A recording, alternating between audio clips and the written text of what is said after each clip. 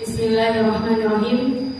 Assalamualaikum warahmatullahi wabarakatuh. Alhamdulillahi rabbil alamin wa bihi nasta'in ala umuri dunya waddin. Wassalatu wassalamu ala asyrafil anbiya'i wal mursalin sayyidina Muhammadin wa ala alihi wa sahbihi ajma'in. Amma ba'du. Teman-teman yang insyaallah dirahmati oleh Allah Subhanahu wa taala. Hari ini saya akan membahas sebuah topik yang dimana sangat penting namun sering terabaikan. Topik ini bukan tentang perkara besar yang tampak oleh mata, tapi sering tersembunyi dan tidak terlihat, namun menentukan segalanya. Apakah itu? Itu adalah hati. Maka hati-hatilah terhadap hati. Teman-teman yang insya Allah selalu dalam lindungan Allah Subhanahu wa taala. Dalam Islam, hati bukan sekedar organ fisik, tetapi hati adalah pusat kendali manusia. Baik tidaknya seseorang, amalnya, bahkan takdir akhiratnya itu tergantung pada kondisi hati manusia.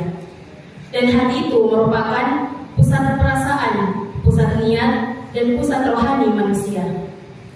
Rasulullah SAW bersabda dalam hadis Arba'in Nawawi, beliau bersabda, ketahuilah sesungguhnya di dalam hati manusia, di dalam tubuh manusia terdapat segumpal daging. Jika segumpal daging itu baik, maka baiklah seluruh tubuhnya, dan jika segumpal darah itu rusak, maka rusaklah seluruh tubuhnya. Dan ketahuilah bahwa itu adalah hati. Hadis riwayat Bukhari dan Muslim. Hati adalah tempat bersemayam niat dan ketulusan. Terkadang kita terlihat baik di mata manusia, tetapi Allah Maha mengetahui hati kita. Kita bisa menipu manusia dengan wajah manis kita, kita dapat menipu manusia dengan kata-kata yang bijak, tetapi kita tidak dapat menipu Allah. Sebaliknya, ada orang yang tidak terlihat, yang tidak dikenal, namun mempunyai hati yang bersih. Ia tidak suka dipuji, dan inilah yang disukai oleh Allah Subhanahu wa taala. Maka menjaga hati bukan sekedar hal yang penting, namun suatu hal yang wajib bagi setiap kaum muslimin. Teman-teman yang insyaallah dirahmati oleh Allah Subhanahu wa taala. Terdapat beberapa kisah dari para sahabat yang memandang pentingnya hati. Salah satu kisah berasal dari pemimpin terbesar umat Islam, yaitu Sayyidina Umar bin Khattab radhiyallahu anhu.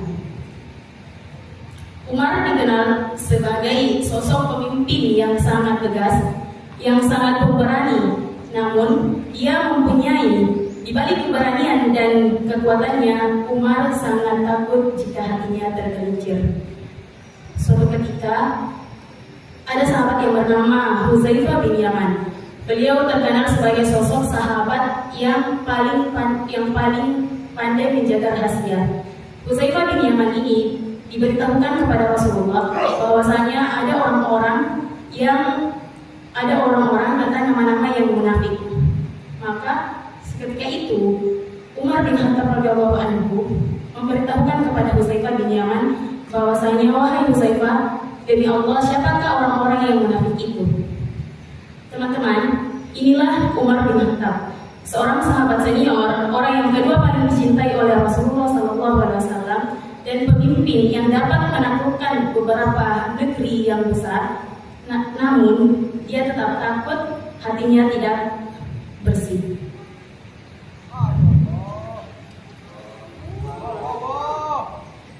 Di kisah lain terdapat cerita tentang Abu Darda radhiyallahu anhu, seorang ahli hikmah yang waro, yang sangat dikenal dengan kebijaksanaan dan kehalusan hatinya.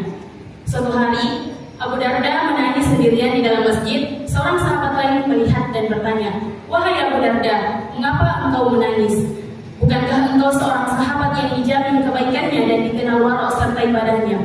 Abu Darda pun menjawab, aku menangis bukan karena dosa yang aku tahu telah aku lakukan, tetapi Aku takut aku telah melakukan sesuatu yang aku kira baik, namun ternyata tidak diterima oleh Allah karena rusaknya niat dalam hatiku.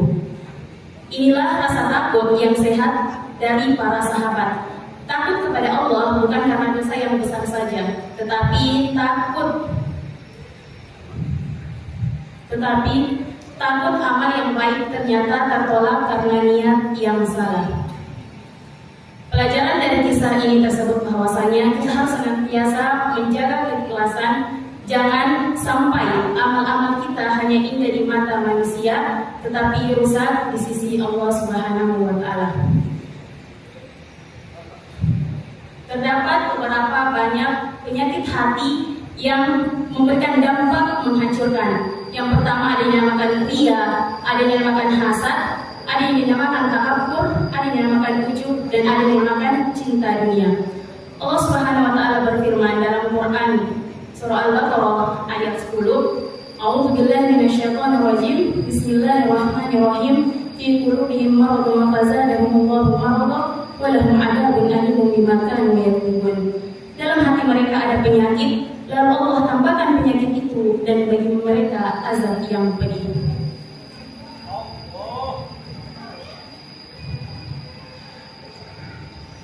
Lantas, bagaimana menjaga hati ini? Ada beberapa poin untuk menjaga hati dan membersihkan hati. Yang pertama, perbanyak zikir dan istighfar. Kedua, selalu periksa niat. Yang ketiga, muhasabah diri. Keempat, berdoa agar hati dijaga oleh Allah. Kelima, bersahabat dengan orang-orang yang soleh. 6, baca dan tadabbur Al-Quran. 7, jauhi hal-hal yang memeraskan hati. Sebagai kesimpulan, setelah kita memahami beberapa sedikit tentang pentingnya posisi hati dalam kehidupan sebagai seorang muslim, maka marilah kita mengambil pelajaran dan langkah nyata dari apa yang telah kita bahas. Dan ingatlah teman-teman bahwa hati adalah tempat jatuhnya pandangan Allah. Manusia bisa tertipu oleh penampilan, bisa terkagum pada ucapan, dan bisa terpesona dengan amal yang terlihat. Tapi Allah melihat apa yang tersembunyi, niat, motivasi, dan isi hati. Oleh karena itu, sangat berbahaya jika kita terlalu sibuk mempercantik penampilan tetapi lupa memperbaiki dan membersihkan hati. Makanya itu, hati adalah sumber kebahagiaan sejati. Kita tidak akan pernah tenang jika hati kita kotor. Orang yang hatinya jernih akan mampu tersenyum dalam kesempitan dan mampu bersyukur dalam ketenangan. Semoga Allah Subhanahu wa Ta'ala mewafatkan kita dalam keadaan hati yang selamat dan dibangkitkan dalam keadaan hati yang bercahaya.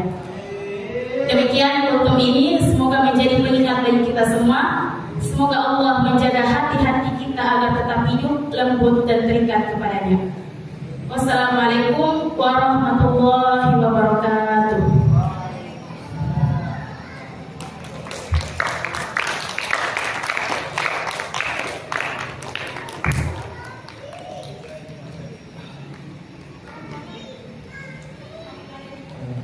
Baik, terima kasih untuk teman-teman. Ada koreksi yang beberapa. Yang pertama dari yang cowok.